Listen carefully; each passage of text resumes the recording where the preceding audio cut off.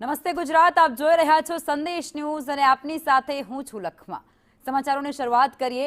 ધોળકાના ઇંગોલી ગામે ફાયરિંગ થયા હોવાની ઘટના સામે આવી છે। ક્રિકેટને લઈ અને બે જૂથ વચ્ચે અથડામણ થઈ હતી।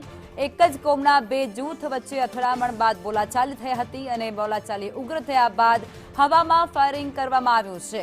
આ ઝઘડાએ ઉગ્ર સ્વરૂપ લેતાની સાથે જ એક વ્યક્તિને ઈજાઓ પહોંચવા પામી છે। આ ઈજાગ્રસ્ત વ્યક્તિને તાત્કાલિક હોસ્પિટલે સારવાર અર્થે ખસેડાયો છે અને પોલીસે સમગ્ર મામલે વધુ તપાસ હાથ ધરી છે।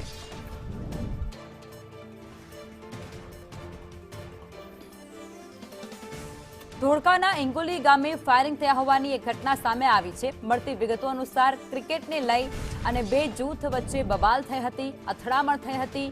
એક જ કોમના આ બે જૂથ છે જેની બોલાચાલી ઉગ્ર થયા બાદ હવામાં ફાયરિંગ કરવામાં આવ્યું હતું અને આ ફાયરિંગમાં એક વ્યક્તિને ઈજા પહોંચવા પામી છે, જેને સારવાર અર્થે હોસ્પિટલે ખસેડવાની પણ ફરજ પડી છે। જોકે ફાયરિંગની ઘટનાની જાણ પોલીસને થતાની સાથે જ પોલીસનો કાફલો ત્યાં પહોંચી ચૂક્યો છે અને તેમના દ્વારા મામલો થાળે પાડવામાં આવ્યો છે। ઊંડાણપૂર્વક તપાસ હાથ ધરવામાં પણ આવી રહી છે।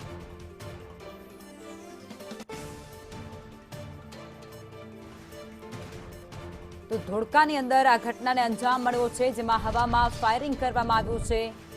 નજીવી બાબત ક્રિકેટને લઈ અને આ ઝઘડો થયો હોય તે પ્રકારની વિગતો સામે આવી રહી છે।